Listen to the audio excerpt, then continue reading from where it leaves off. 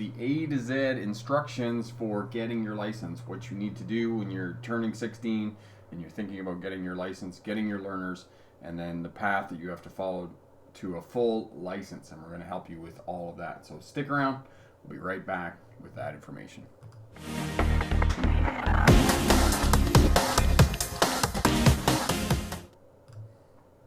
Hi there, smart drivers. Welcome back. Rick with Smart Drive Test talking to you today about getting your license, A to Z instructions of how you start with a learner's license, going through the learner's novice phase, and then getting a full license depending on where you are in the world.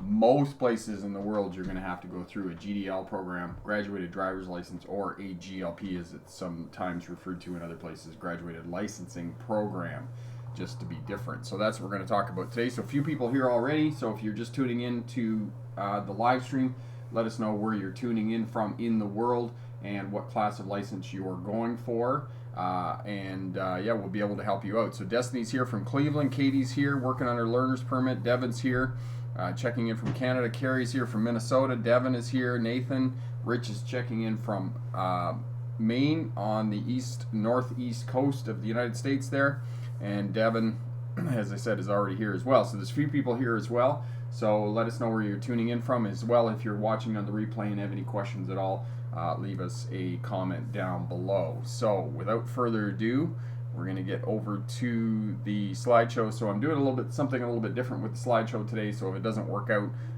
I might abandon it and go back to my old system. But you know, we try new things and see how things are going here. So we'll give it a go and see what happens here. All right, so from A to Z earning your license, my name is Rick August. If you're new to Smart Drive Test, I am a licensed driving instructor. My instructor's license is here behind me on the wall. I was a truck driver through most of the 1990s, running long haul over the road. Greyhound and regional bus lines, I drove those when I was in Australia doing my graduate degree. I was a licensed driving instructor, became a licensed driving instructor in 1997. Most of my experience with teaching people to drive has been with big rigs. I have done some driver rehabilitation as well, helping people to return to driving with hand controls or teaching them to drive once they sustained a debilitating injury, loss of a limb or stroke or whatnot. So I've done all that. And then in 2006, I graduated from the University of Melbourne in Australia with a doctorate degree in legal history. So as well, if you are successful in your license, and Corey might show up here, I don't know, I haven't seen him yet, but he usually comes in, and Corey will put up the link for the 100K campaign over at the Smart Drive Test website as well, so you can have a look at that. All right, so as I mentioned, you're going to be enrolled in the graduated licensing program, the GDL, the GLP, and this is usually about 1 year. Most programs, it's 1 year. You're going to have a learner's license. You have to be with a mentor for that 1 year, so you have to be with a licensed driver. There are some places, the province of Ontario here in Canada, for example, that mentor has to have a minimum of 4 years driving experience to be able to be a mentor for you, and they can have absolutely no blood alcohol in their system. So Bricks for Wheels, that's Corey. Corey is here, and Corey, I did ask if you could get up the link for the 100K campaign. We just mentioned that, and I'll talk about a little bit more about that later as well. All right, so you have passenger restrictions. You're only allowed one other passenger in the vehicle with you and the mentor. No cell phone use whatsoever on this program. You cannot use hands-free or handheld. No night driving. Oftentimes it's between 1 and 5. Look in your driver's manual, and that'll tell you exactly when you can't drive during the day as well. And some places have restrictions on highway driving. Again, the province of Ontario has restrictions on the Queen's QEW, the Queen's Expressway Highway, Queen's Expressway, and some of the other 400 highways, so you can't do that as well. So that's the learner's phase, and as I said, you're in the learner's phase for 1 year. So one of the things I will say about the learner's phase, when you're in the learner's phase of the license, get your learners the day you turn 16. Get that clock ticking, because the sooner you get your learner's license, the sooner you get that clock ticking, and the sooner you can move into the novice phase, where you can drive a car by yourself. So I cannot stress enough, get your learners the day you turn 16, the day that you're eligible to go in and write your learners. And the other point that I'll make about all of these tests that you have to take at the DOT, the Ministry of Transportation in Ontario, here in British Columbia it's ICBC, the Insurance Corporation of British Columbia, Saskatchewan is the same, whatnot. It's all going to cost you money, and it's anywhere between sort of $15 to $30 to write the theory test that you're going to have to take. And then as well, the theory test is going to be computer based, and I'll talk a little bit more about that here with the theory test. So the theory test is going to be 50 multiple choice questions. You must get 80% to be successful on the to pass that test. It's going to include all kinds of information and signs, right of way, weather, attitudes, situational questions, is going to driver conditions and defensive driving. So there's a lot of information that you need to know in the manuals. And the other thing I'm going to say about the test for passing and getting your learner's license is do not read the manual cover to cover. Oh my God, it is boring. It's been written by bureaucrats. So when you're studying for your learner's license, go online, find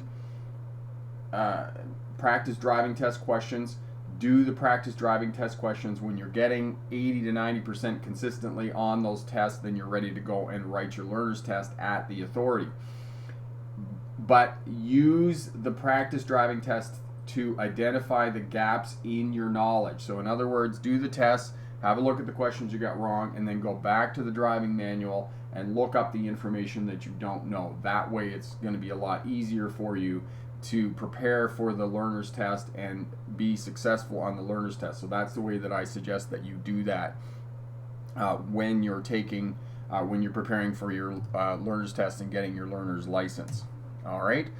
So once you get your learner's license, once you wait out the year, get some driving practice, then you're going to have to go for your novice test. And I really strongly suggest for most people, because they ask me how long it's going to take from their learner's license to their novice to be prepared for the test. And what I say to students is that it's going to take you 6 to 8 weeks of practice to be ready to do all the slow speed maneuvers that you need to do for the purposes of passing your road test.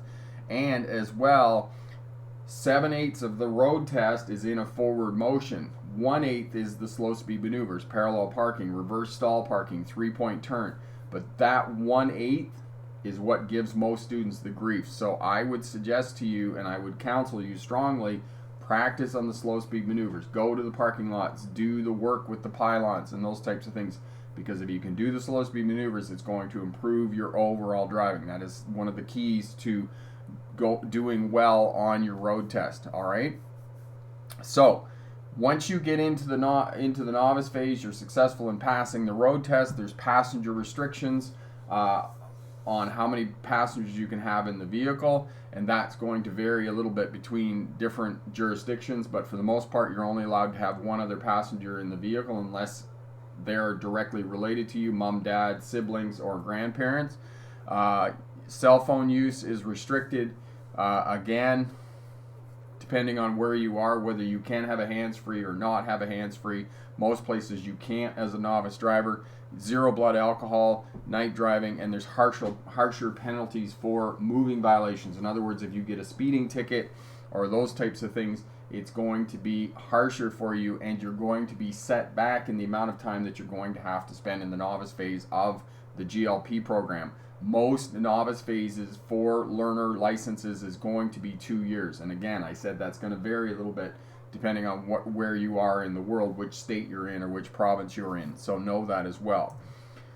All right. All road tests consists of 4 basic components: speed management, space management, observation, and communication. And you have to have these 4 components in place. And this is for both new drivers and CDL drivers. This is the same. It doesn't matter. You have to master these 4 components or you are not going to be successful on a road test. It doesn't matter where you are in the world. It doesn't matter what class of license you're going for. And it doesn't matter how old you are. These are the 4 components. So speed management, posted speed limit, or the flow of traffic, whichever is less. That is how fast you have to drive. And I've had a few questions about how much slower you can go here in the wintertime.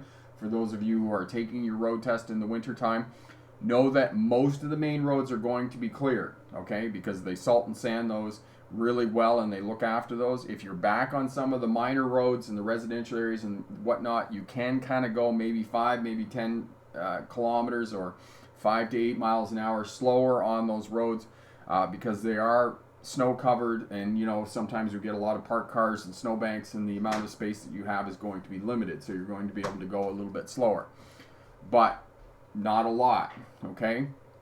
As well, Corey will put the other video up for you on passing a road test, the one in the summertime that's not winter. And you'll also notice in that video, rarely do I get up to 50 kilometers an hour in the residential areas. And that's just a part and parcel of driving around in residential areas. Oftentimes there's just not enough length on the streets for you to actually get up to 50 kilometers an hour. And the other thing is, there's kids around, there's people on sidewalks, there's cars backing out, and there's all kinds of obstructions. So it's unlikely that you're actually going to get up to 50 kilometers an hour in a residential area. And we can talk about that a little bit more in the question and answer period. All right, space management. You have to stop at this correct place at controlled intersections, before the stop line, before the crosswalk line or sidewalk. And if those two conditions don't exist, then you need to stop at the edge of the road where the two roads meet. Do not enter an intersection unless you can clear that intersection. Don't get near anything. You need a following distance of 2 to 3 seconds under ideal conditions. And stop in traffic so you can see the wheels of the vehicle, the tires of the vehicle in front of you making clear contact with the pavement. And that will, make sure that you're successful on your road test. Observation. You must observe well for the purposes of the road test. And observation ties in directly with speed control, because as part of your scanning pattern, every 8 to 10 seconds you're checking the center mirror far down the road, check the instrument panel far down the road, both shoulders of the road, check your left wing mirror far down the road, check your right wing mirror, and just repeat that every 8 to 10 seconds. So you can go a bit over the speed limit, but if you go over and you go over for 20 or 30 seconds, it indicates to the examiner that you are not observing. So that's what you need to do to be successful for observation. As well, when you do lane changes, you need to observe correctly. You need to do two shoulder checks rather. Okay, so mirror signal, shoulder check, activate your signal, minimum 3 flashes on the signal, check to make sure the way is clear. After 3 flashes on the signal, shoulder check again, and then move over, leave your signal on completely until you're completely in the other lane. You need to speed up slightly when you're changing lanes because you're increasing your distance that you're traveling when you're going on an angle, so you need to speed up a little bit. Leave the signal on until you're completely in the other lane, and then cancel the signal. All right. When you're backing up, 360-degree scan, look out the back window, back up. You can check your backup camera if you have one in the vehicle, but you can't use it primarily. You can check your mirrors, but for the most part, you're going to be looking out the back window when you're backing up. Turns, same idea as changing lanes. You have to mirror signal, shoulder check. Half a block before the turn, you're going to shoulder check. Immediately before the turn, you're going to shoulder check again. And if you're sitting at the light for a bit, you're going to have to shoulder check maybe even a third time when you're going around the corner. So that is observation. And then last is communication. And there's 5 components to communication: lights and signals. Horn, use the horn sparingly because in this day and age it's seen as a sign of aggression. Hand gestures, if you're not sure what another road user is doing, a cyclist or a pedestrian or whatnot, you might need to wave them on. And eye contact. I just had a brain cramp there. I was losing it. So eye contact with another road user, and then finally the position of your vehicle on the roadway. Where your vehicle is on the roadway indicates your intent. So if you're sitting in the left-hand turning lane, it's a good chance that you're going to be turning left for the purposes of actions and communicating with other road users. So know that. All right. Okay. So the novice phase is not a fun phase to be in for a learner driver. Okay. Half the points of a full license. So on a full license, most places you're going to get 15 points.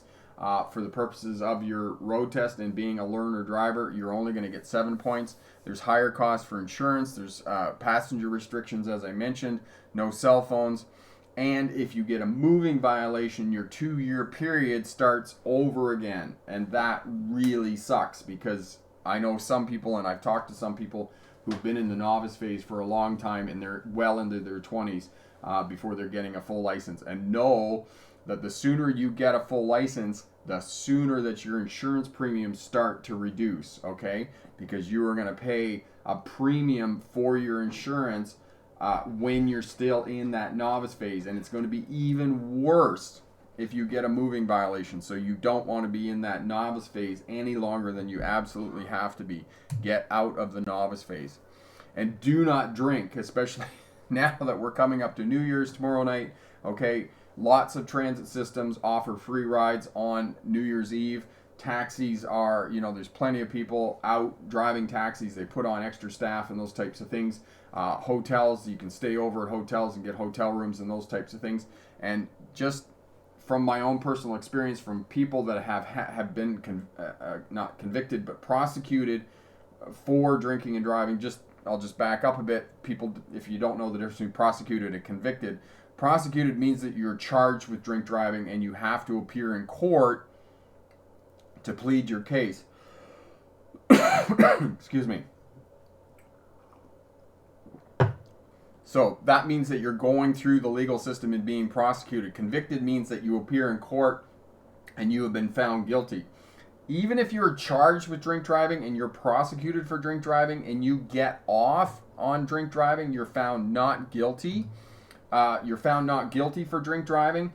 The cost of your defense is still somewhere between $8,000 and $12,000, depending on the lawyer you get to defend you. So don't even take the risk, especially if you're in the novice phase of your license. If you're in the novice phase of your license, do not drink and drive. Do not imbibe. And I do not smoke marijuana. I know that marijuana is legal in some states now, and it is in 2 or 3 provinces here in Canada. Do not do that and get caught, because if you get caught, your insurance premiums are going to go through the roof. The cost of your defense is exorbitant. It's the disruption to your family. Your license is suspended for the period of time that you're defending yourself and trying to get your license back. You may lose your job. I know people who have lost their job because of being prosecuted for drink driving and those types of things. So don't risk it, okay? $8,000 to $10,000. It makes getting a cab ride seem pretty cheap. So that's what you need to do. All right. So after you go through the novice phase, then you need to take another road test for getting your full license. And when you're working towards getting your full license, you need to practice.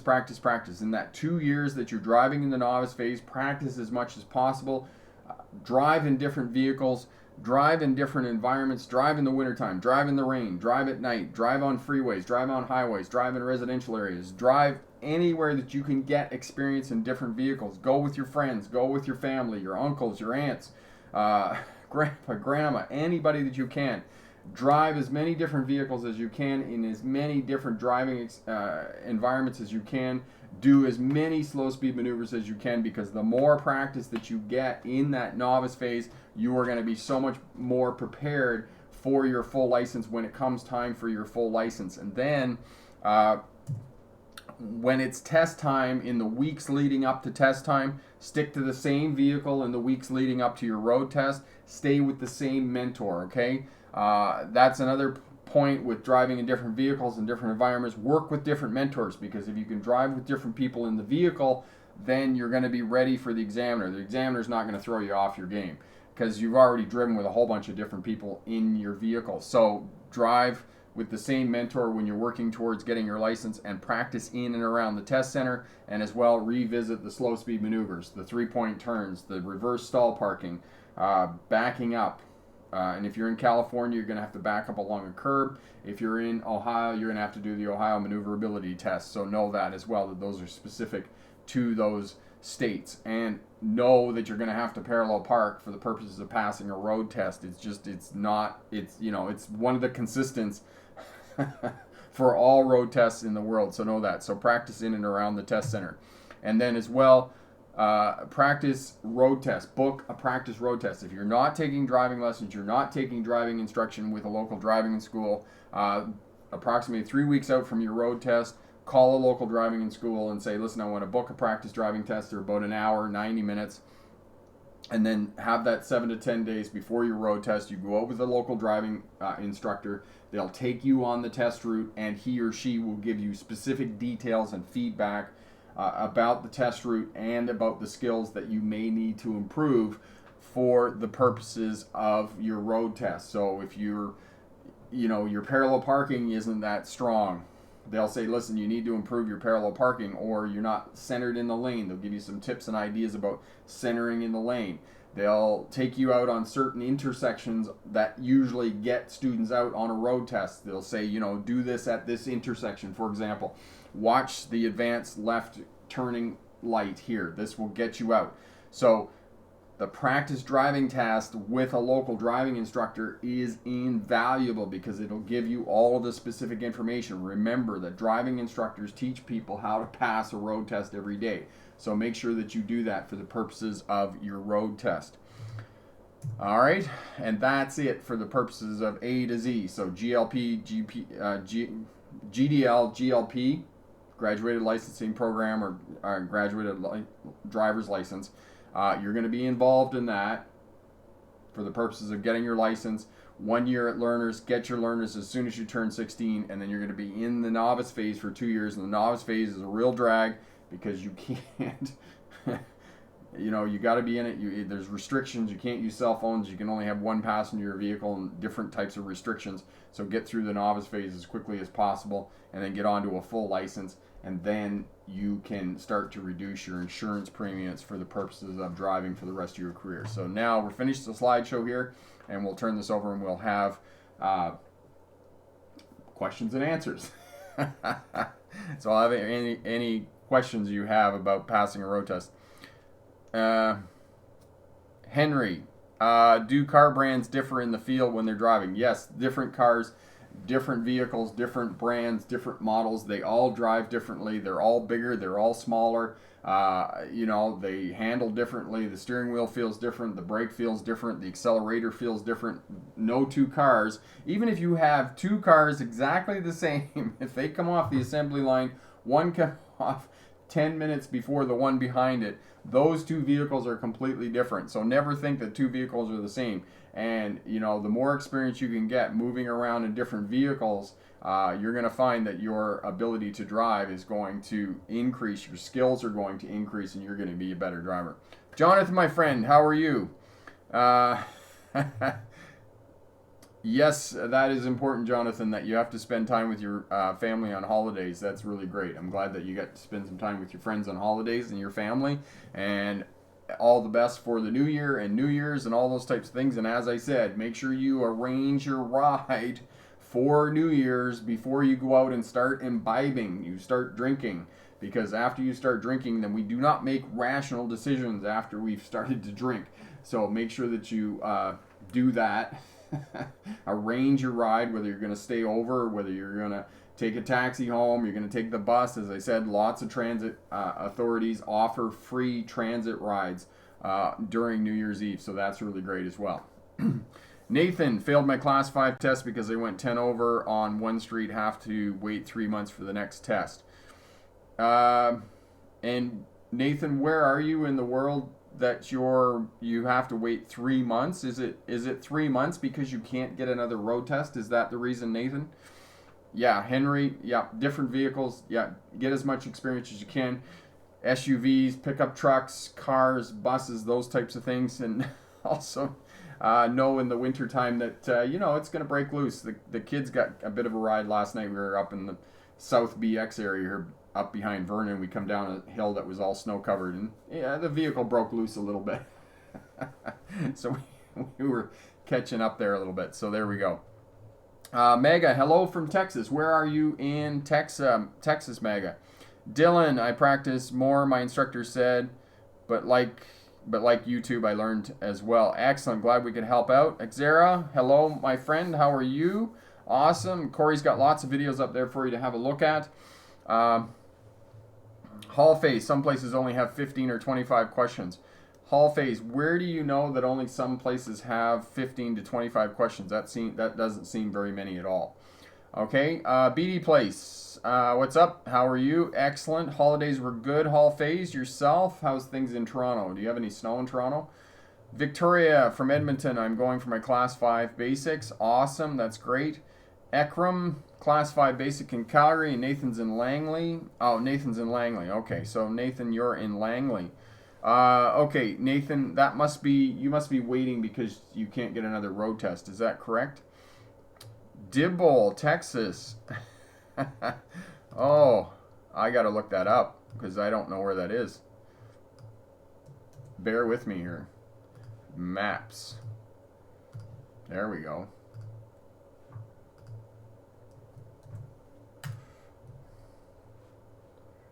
Dibble, Texas. Dibble, Texas. I gotta zoom way out. Crockett. Oh, you're by Houston. There we go. Awesome. I love Houston, and so that must be really great. So awesome. So do you like Dibble, Texas? How's it there? It must be nice drive over to the Gulf Coast there. Do you go over there much? Nathan, Langley, BC, and it's about 14 days for a road retest, but it's overbooked in the Lower Mainland. Yeah, that's what I was thinking.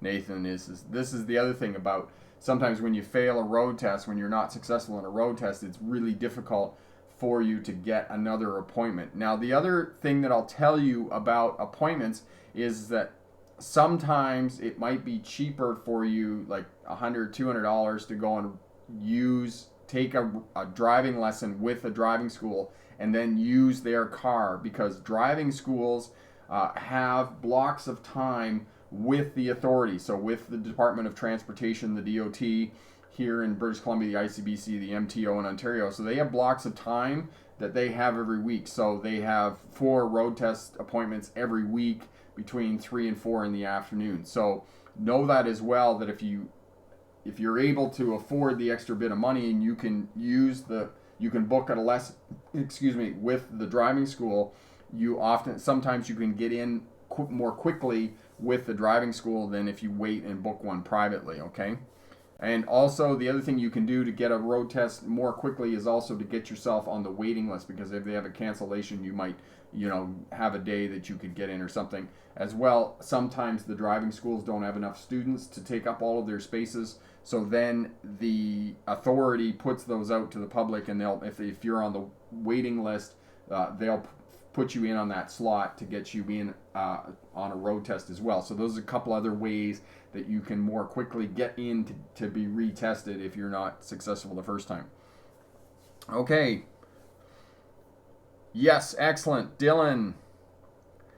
I'm in Toronto. My school is All Star Mississauga. That's a good school, I think. Okay. Son, 25. I'm a new driver. I'm curious how many hours. How many hours do you need to prepare for your N test? Is that what you're asking me? Excellent. It takes to be prepared for road test. Yeah, Don's excellent. Thank you for clarifying that. It takes about 6 to 8 weeks to get ready for your road test if you're going for your learners up to your novice license. So I would book that as well. The Pass Your Road Test First Time course is on special over at the Smart Drive Test website. It's on for $27 right now. And as well, I give you an exact curriculum and breakdown of week by week of the topics that you should be covering for the purposes of being fully prepared for a road test. And as well, that course is completely guaranteed. If you don't pass your road test first time, we'll refund your money. Guaranteed 100%. Okay. The only stipulation with that course is that you do have to do a practice road test with a local driving school. But as I said, that just guarantees and ensures that you're going to be ready to pass your road test first time. All right. And Morty, I just want to say thanks a lot for your driving videos. You are most welcome. Julius, hello. How are you, my friend? Your videos helped me a lot to pass the exam. Thank you. You're most welcome, Julius. Glad we could help out. Ekram, tips for keeping safe distance when making lane change, specifically the cars in front of you. Yeah, so Ekram, you want to have a look at the how to change lanes video. Corey will put that up for you. And one of the things you want to do, so you're going to shoulder check and make sure there's no vehicles in your blind spots. I know that some of the, well, not some of them, all of the newer vehicles have this blind spot indicator, which is a nice feature I like. It's just a light usually either on the mirror or it's down in the corner of the vehicle there. So I like that technology, but also, you know, shoulder checking to make sure there's no vehicles in the lane. And usually you have, not always, but as kind of a general rule, is when you're changing lanes and you're making sure that the space is adequate beside you, the vehicle should be in the top third of the mirror. Okay, and then you're going to shoulder check just to make sure that it's clear and safe for you to change lanes and there's enough space for you into which to move. And again, I've had students say to me, especially, you know, they move from driving a car to driving a big truck, and they're like, oh, people never move over, blah, blah, blah. Ah. And I say to them quietly, I said, you know, try turning your signal on. You'll find that if you turn your signal on and you ask people that you requesting that they create some space for you to move over, you're going to find that it actually works. Because other people don't know that you're going to move over or change lanes until you actually turn your signal on and communicate to them that that in fact is what you want to do. So communication is a huge part of driving. If people don't know that you're going to move over or change lanes or turn, they're not going to create any space for you. They're not going to slow down. They're going to speed up to get past you and those types of things. So you got to turn your signal on and indicate to other traffic that you in fact want to move over, and you'll find out that they actually help to do that. Because remember, driving is a social event. We're all working together. We're observing, we're communicating with each other, at least hopefully, right? And we're putting techniques and skills and practices in place that will keep us safe when, you know, that odd person does the weird thing, you know, they're not paying attention or doing something deliberate, you know, because it happens. But we're smart drivers. We're doing the best that we can. We're observing and we're scanning well, and we're communicating with other drivers, which allows us to be able to do all of that. All right. Amorti, I'm from Wabuno in Germany. Excellent. You're going for your Class B license. Well, Amorti, what is a Class B license in Germany? Is that like a fire truck or a dump truck? Is that what that is there in Germany? Ekram, okay, so we answered that question. Katie, what should I do if the computer for the learner's exam is not working properly? I failed my exam because the computer wasn't working properly. Okay, Katie, if the computer's not working, you should be able to talk to a manager at the DOT and talk to them, because you should be able to get a refund and you should be able to take the test again, because that's their issue. That's not your issue. So they didn't even charge me for the exam. Okay, so there's obviously something going on there, Katie. Yeah, definitely. And this goes for all the other smart drivers as well. If you're taking your exam and something's going on with the computer, you need to talk to a manager at the center and get that addressed. You know, obviously talk to the frontline service people first before you go to the manager. But if you're not getting the result that you want with the frontline service people, if they're not helping you out and say, oh, we're going to put you on another machine, or we're going to let you retake the test and we'll issue a refund, or those types of things, then definitely go to a manager and say, listen, you know, the computer's not working properly, it's not presenting the questions, or the images aren't appearing or whatnot. Then you definitely need to talk to somebody to get that issue addressed. And the other thing is that don't have any papers or phones or anything else with you when you go in to do your test at the machine, because they'll get very excited about that if you start pulling out papers and phones and those types of things, because you can't have any of that available. All right. Matthew, hi Rich. Matt from Alberta. I took my Class 5 road test in 4 months. So 4 months, January, February, March, April. So you're going for your road test in April. Awesome. Henry, does playing Grand Theft Auto with a steering wheel count as experience? Henry, not so much. One of the things that's very different about playing a video game as opposed to a car is that in a car, there's a lot of different sounds that can't be simulated in a video game. And the other thing is that the whole physical experience of driving a car and feeling the, what do they call that? Ergonomics? The ergonomics is how we interface with technology. And that ergonomic experience of the tactile sense of the vehicle responding to you is going to be very different than driving in a video game. So I would suggest that you actually work in cars. I'm not saying that there aren't some transferable skills, because there are some transferable skills. eye-hand coordination and those types of things. But for the most part, you need to get in the car, you need to drive the car, you need to feel the acceleration, the lag, and those types of things, and get as much experience as you can in the vehicle. All right. Andre, class 5B class in Europe is class 5, sedan or SUV. Okay, so B class is a car. So you're going for your car license. That's awesome, and I understand in Germany that it is intense to get your license there in that country. I've heard that, and I'm going to have to actually get to Germany and do some videos and drive on the Autobahn and all that fun stuff and see if I can help you out even more. And I'll have to work on doing some German.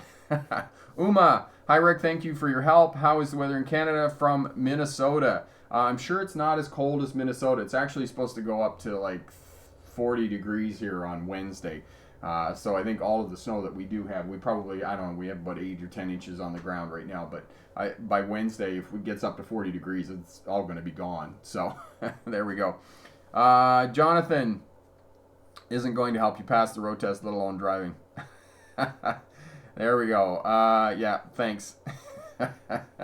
Yeah, so there are some transferable skills, and I also know there's the video game on how to drive trucks. I've had a number of people actually come on the shifting theory video on how to shift a non-synchronous transmission, 9, 10, 13, 15, 18 speeds. And people, there's a video game, and it's realistic. People have told me that, and they've watched the video, and said that the video is really helpful in them working on that video game. So that's what they're doing. And it surprised me a little bit when I first saw it, but that's what people are doing. Mega, I'm taking my driving test tomorrow. I failed the first time. I have a 4x4 Jeep Liberty. Where should I put my feet on the accelerator to maintain my speed? So the best way, Mega, to work the accelerator, and this comes back to what I was saying before about the 4 components of a road test, right? Observation, communication, speed management, and space management. And you're talking about speed management. The best way to do it is to put your heel on the floor and then use that as a fulcrum. So your heel is on the floor, and then you use the ball of your foot to work the accelerator. Now, speed management and observation dovetail together. They work together. And what I was saying before about observation for the purposes of the road test is that you're looking far down the road, in, check your center mirror, far down the road, both shoulders in, check your instrument panel, down the road, check your wing mirror on the left, down the road, check it on the right, and then repeat that. So what happens with speed management is that you need to be able to maintain the constant speed. Say you're in a residential area and it's 30 miles an hour. You need to be able to maintain the 30 miles an hour more or less. You can go up a couple miles an hour over 30 miles an hour. You can be doing 32 or you can be doing 28 miles an hour.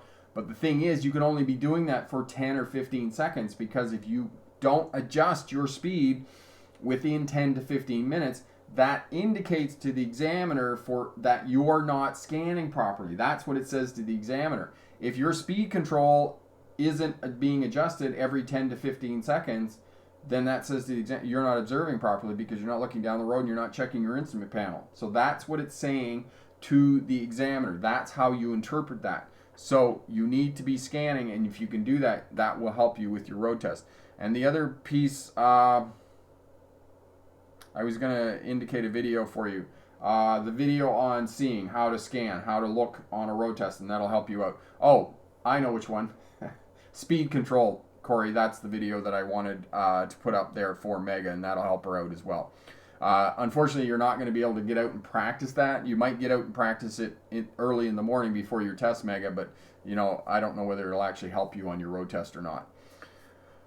Andre, when people move in other province, should they pass a driving test again to get the other province driving license? No, and Andre, what happens oftentimes if you're in the country of Canada and you move from one province to another and you already have a full license, oftentimes what happens is your license is just transferable.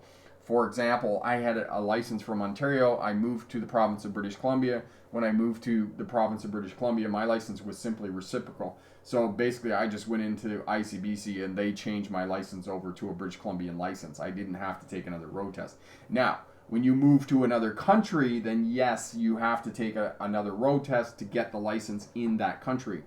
When I moved to the state of Victoria in Australia, I had to go to Vic Roads, which is the authority in Victoria, and I had to take. I didn't have to take the car license test. I had to write the exam, so I had to do the learner's test. But for the truck license, to get my tractor trailer license back, then I did have to go to a driving school and I had to do an exam there. So it was both theory and a practical drive as well. And in Australia, the driving schools are given the authority to be able to administer the road test. So I had to go to a driving school and do a road test with a local driving school. And that's how it works if you move from country to country. But province to province, they'll just transfer your license. I'm pretty sure it's the same in the States. Maybe one of the smart drivers there in the US would be able to tell me that. But for the most part, if you move from the state of Kansas to the state of Idaho, they'll just transfer your license over to an Idaho driver's license. Or same thing if you move from California, you move to Maine. They'll just switch your license over to a Maine license. Okay? Henry, does establishing good rapport with instructor will make him go easy on demerit points, or is that illegal? No, Henry, that's an excellent point that you make. And I was going to save this for another live stream, but I'll just touch on it right now. On the day that you go for your road test, okay, remember the saying, you don't get a second chance to make a first impression. So what I tell students is make sure that your vehicle is working, everything is working, because they're going to do a mini pre-trip inspection on your vehicle when you show up. Even if it's a driving school car, they're going to do a pre-trip inspection. They're going to check the lights, they're going to check the horn, they're going to check the signals, they're going to check the seatbelt in the vehicle, they're going to make sure the windshield wipers aren't cracked, they're going to make sure that all the license plates are in place and that your license and registration is valid. They're not going to look at the ownership, but they're going to look at the tags on the plates and they're going to make sure that they're valid. So they're going to do a pre-trip inspection. So make sure that you do a pre-trip inspection on your vehicle before you show up for your road test. And Corey will put the video up for you on how to do that pre-trip inspection. As well, make sure that you take a shower. Make sure that you comb your hair. I spend a lot of time combing my hair before my live streams. Okay, I shave. That's basically it. Okay, so make sure that you look good. You got nice clothes on, right? Because all of this is going to have an impression on the examiner. Make sure that you look professional, because if you look professional, the examiner is going to think, okay, this person's got it together. The car's nice and clean. It's been vacuumed out. Everything works. The person is well groomed. That is going to go a long way to getting off on the right foot. Okay, so that's what you need to do when you show up on the day of your road test. All right. Yeah, exactly what Corey says. More important information is here. Okay, Jonathan, complaining about the computer. No one was allowed to retake the test on that day, unfortunately. Okay, Tabina, hi Rick, can you talk a bit more of right of way? If you're turning onto a major road from a controlled side street and a street across is also controlled. Okay, Tabina, so basic right of way when driving, okay? Major road over minor road, okay? So if you're in a residential area, oftentimes the minor road is going to be controlled with a two-way stop sign. The major road isn't, okay? Straight through vehicles over turning vehicles, and then right turning vehicles over left turning vehicles. Now this is at two-way stops. Now at four-way stops, it's slightly different, okay? It's first person to arrive, first vehicle to arrive, and if the first person to arrive, so if two vehicles arrive almost at the same time and you're not really sure who's supposed to go, then the vehicle on the right goes. Now if it's busy at four-way stops, oftentimes you'll find that one lane of traffic will go and then the other lane will go and then this lane will go. They'll almost take turns, okay? But again, all the other rules apply at four-way stops. So straight through vehicles have the right of way over turning vehicles, and left turning or right turning vehicles have the right of way over left turning vehicles at four-way stops. So all of that applies in terms of right of way. It's going to be a little bit more complicated, because there's a lot going on at a four-way stop. And if you're not sure how four-way stops work, go down, spend 15 minutes when it's busy, and have a look and watch how the traffic moves through a four-way stop. Because once you understand it, it's fairly simple. But when you're learning, it can seem like a real jumble. Okay? Roundabouts, again, have a look at roundabouts. And the video on roundabouts, rather, know that you have to give way to any traffic in the roundabout, give way to vehicles on the right, for those of us who drive on the right side of the road, and then, treat it as a conventional intersection. As you're coming up, if you're going to take a left-hand turn, signal to the left. You're going to go right, signal right. If you're going straight through, you don't have to signal. If practicable, if you can, signal when you exit the roundabout. And, that's really going to impress an examiner if you're able to do that on a road test, okay? So that's basic right-of-way. And again, there's another video on right-of-way, and Corey will put that video up for you as well, and that'll help you out. Yes, and as I'm very fond of saying, as Tim just reminded me, right-of-way is given, not taken. And that's a really excellent point that Tim just made. And have a look at Tim's stuff there, Drive Smart BC. He's got some really excellent stuff, especially for here in the province of British Columbia and Canada. And the right-of-way is given, not taken. And what we mean by that is that if there's somebody in the space that you want to move into, despite the fact that you have the right-of-way, for example, if you're turning right and the other car's turning left and they're insisting on going, but you got the right-of-way, you can't go. You got to give them the right-of-way because they're taking that right-of-way, so you've got to give the right-of-way. If you don't give the right-of-way, if you don't take your foot off the throttle and just say, oh, okay, go and have your crash somewhere else, then you risk being involved in a crash, and you don't want that to happen. So that's an excellent point. All right.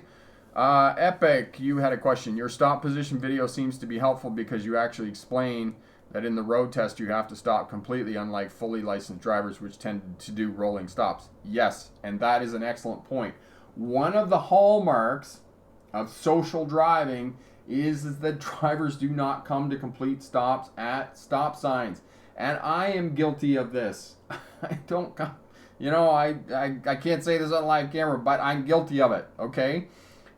But for the purposes of a road test, you must come to a complete stop at a stop sign intersection before you proceed. So you have to come to a complete stop at the correct stopping position before the stop line, before the crosswalk line or sidewalk, or at the edge where the two roads meet. After you come to a complete stop at the correct stopping position, if you can't see, then you treat it as a yield. Creep up until you can see, and when it's clear, then you can proceed. But you must come to a complete stop. And the way that we know that the vehicle is at a complete stop is you come up just before you're about to stop, let off the brake, reapply the brake, and what happens is that as you're stopping, the body and the chassis are two pieces. So this is the wheels and the frame, and the body of the vehicle actually moves forward of the chassis. And to get a nice gentle stop, you release the brakes, allow the body to settle back over the frame, and then reapply the brake, and it'll come to a nice stop. Now, if you don't get that body settling back over the chassis, you haven't come to a complete stop. So you have to come to a complete stop. The vehicle has to stop moving.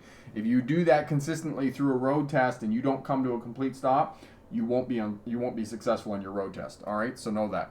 Excellent point. Henry, compared back then, was the road test much harder, like test than showcases your car driving prowess? Oh, Tim, you are most welcome. This is the least I can do for you. The least I can do. Jonathan. Okay. Henry, compared back then, was the road test much harder? No, the road test is definitely harder, Henry. And Henry, know that I have to change my driving. When I'm doing driving instruction videos for you to pass a road test, I have to drive differently. Okay? And there's a funny blooper at the end of the Pass Your Road Test video where I said I had to reshoot a part of the video because I was talking to the camera, shooting the video, and I'm going downhill, and all of a sudden I'm following traffic flow. Well, we all know that traffic flow is 5 to 10 kilometers an hour, 5 to 8 miles an hour faster than what the posted speed limit is. But on a road test, you have to drive the posted speed limit. You cannot follow traffic flow. If you follow traffic flow on a road test, you're not going to be successful. And so I admit that I had to reshoot that part of the video. So know that when I'm doing driver training, when I'm helping you learn how to drive, I have to shift. I have to be a different person. I have to be a different driver than what I am normally when I'm driving around. And so that's the other reason that I have the top 10 tips for post-license driving. So after you get your license, this is what you need to do. This is how you need to stay safe. And one of the things that I encourage and counsel you to do after you get your license is to keep up with the traffic flow, because you're much more predictable. Because I have a professional theory that the reason that people get into crashes after they get their license is because they commit an unpredictable action on the roadway. They're driving the posted speed limit on a highway when the traffic flow is 10 to 15 kilometers an hour faster than what the posted speed limit is. You're being unpredictable. The cars are piling up behind you, and now they're trying to pass you, and sometimes they don't pass safely, and passing is a high-risk maneuver. So you're committing an unpredictable action and increasing the risk, the danger of being involved in a crash by adhering to the posted speed limit. So the first thing I do after you get your license is to encourage you to keep up with traffic flow, because it makes you safer on the roadway. Okay? Jonathan, thanks for telling me that story. It happened to me once. I was coming home from school road in a residential area in both the US and UK. It's a critical area. Serious faults for doing rolling stops. Yes. Okay, excellent. Nia, can we start accelerating as soon as the ramp is straight, or wait until the yellow line ends? Question for Halton region in Ontario. Nia, are you talking about on an on-ramp getting onto an acceleration lane and then getting out onto the freeway and getting up to speed? Is that what you're talking about there with that question? Katie, why are we asked for multiple identification for the exam? Okay, so the reason for that, Katie, is because they don't want somebody else taking the test for you. They want to make sure that it's you that's taking the driver's license, because driver's license are, they're a big deal in terms of government identification and whatnot. So that's why you have to have multiple pieces of identification. And that's an excellent point that you made as well. When you go in to sign up for your learners, you're going to need 2 pieces of identification. In Australia, when I went there, and I was thinking about this today when I was preparing for the live stream, in Ontario, they assign points to identification. So if you have, say, a passport and a driver's license, those would be 50 points each. If you just, say, for example, had a school ID with your picture on it, that would be like worth 10 points. So in Australia, when you went to Vic Roads, to get your license, you had to show up with 100 points of identification. If you didn't have 100 points of identification, you couldn't, that wasn't valid for identification to earn, to be administered your license, is what I'm trying to say. So know that as well, that you have to have identification to take your license. Make sure that when you show up for your road test, you bring your license, you bring money, and you bring secondary pieces of ID as well, so that you can get your license. Okay? Nia, yes, you can start accelerating on the on-ramp as well. Don't make it crazy, but you can, if it starts to straighten out, yes, you can start to accelerate on that. As you're coming out on the freeway, pick your gap, and then aim for your gap as you're coming out on the freeway and get going there, and then that way you're going to be successful in merging out onto the highway as well. And if you get behind a tractor-trailer unit, you're going to need to decide as you're on the acceleration lane, on the on-ramp and onto the acceleration lane, if there's a tractor-trailer here, you're going to need to decide whether you're going to accelerate enough to be able to get in front of that truck or to come in behind that truck. Oftentimes, you're safer if you just decelerate a little bit and then pull in behind the truck. There's going to be a space in behind the truck, and just pull in behind the space. And as well, if there's another vehicle in behind the truck, as long as you got your signal on and you're communicating your intent that you're going to move out, you can move in behind that truck. That vehicle behind you will just let off a little bit most of the time. I'm not saying every time, but most of the time they'll let off a little bit and they'll just let you slide in behind that truck. Okay, so know that as well for the purposes of merging out onto a freeway. Sodal, thanks so much for your videos from Ontario. Awesome, excellent. Thanks so much for the compliment, and glad we could help out. Excellent. Maxwell from Stockholm. I drive very well and safely, but often I get confused fully understanding road networks on motorways at 110 kilometers an hour. Can you kindly talk about how to improve this. Yes, one of the ways that you can do this, Maxwell, is to do a little bit of planning before you get out onto the motorway, because I know it can be confusing. You're doing 110 kilometers an hour, you're traveling at high speeds and those types of things. Also know one of the things that may help a lot of drivers in terms of driving on motorways and driving on freeways and interstates is that these are very safe roadways. And the reason that they're safe is because there's barriers between the two lanes, the lanes of traffic that are going in opposite directions. So in the section of roadway that you're on, if it's 2 lanes or more, all the traffic is traveling in the same direction. So that in and of itself makes it safe. There's no intersections. You have an off ramp to get off the freeway or motorway, and then you have on ramps to get on. They're limited access highways, so you can only get on and off at certain points. And those on ramps and off ramps is where you need to pay particular attention. Now, in terms of route planning, what I would suggest, Maxwell, to be a bit safer and a bit more comfortable on the motorways, do a bit of pre-planning with Google before you get out onto the motorway and figure out the exact exit, because a lot of these motorways are going to have what's called mile markers, right? So there's an exit number, and the exit numbers often line up, except for a few places. New York State comes to mind for one thing. Know exactly which exit number you're going to be getting off at. So if it's, for you, it's probably going to be a mile marker, and the exit number is going to line up with the mile marker. And there's a couple of videos here on freeways, and the interstate system in the US will be a little bit similar to what you're dealing with in terms of your motorways. So for example, say you get on at 380 and you have to get off at 450.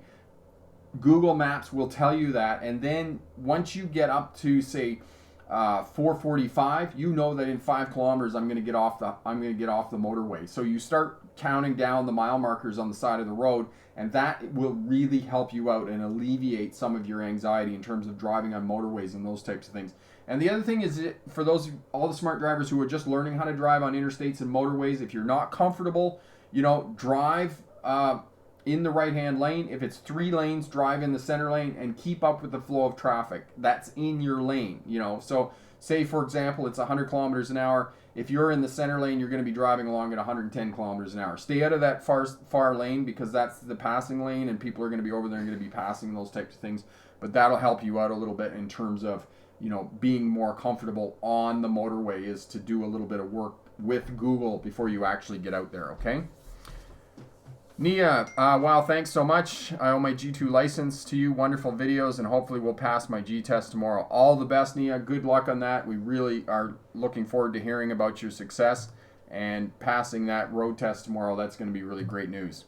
Carrie, good luck on your G test tomorrow. Excellent. Thank you for the compliments and encouragement. That's really awesome. We're just going to wind up here. We're getting near the end. If you have any more questions at all, we'd be more than happy to help those out. We got a couple more minutes here before the end. Now, head over to the Smart Drive Test website if you're going for road test, and make sure you pass your road test first time. If you're watching on the replay, leave us a comment, anything we can help you out with as well. Hit that like button there. That really helps out and helps with the SEO, the search engine optimization that is YouTube and Google. And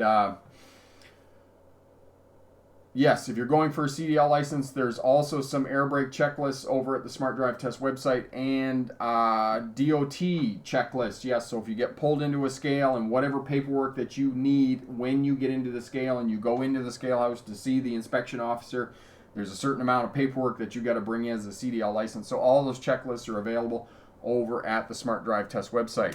Henry, it is my job to report other drivers that commit improper road etiquette, or that's the police's job. No, it's not your job, Henry, to tell other people that they're doing the wrong thing.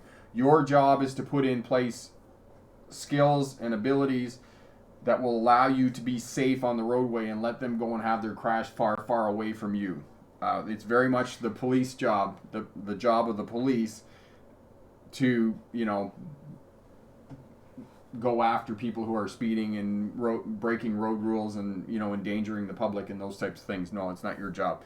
If you do see somebody drink driving, if you see somebody on the roadway and they're wandering around on the road and those types of things, and you think that they are a danger to the public, then yes, you may consider calling the police and reporting them, because you could be, saving somebody's life for sure.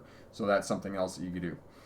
All right, excellent. So if you passed the road test in the last couple of weeks, congratulations on passing your road test. And if we've had a hand in that, it's really awesome to hear about that.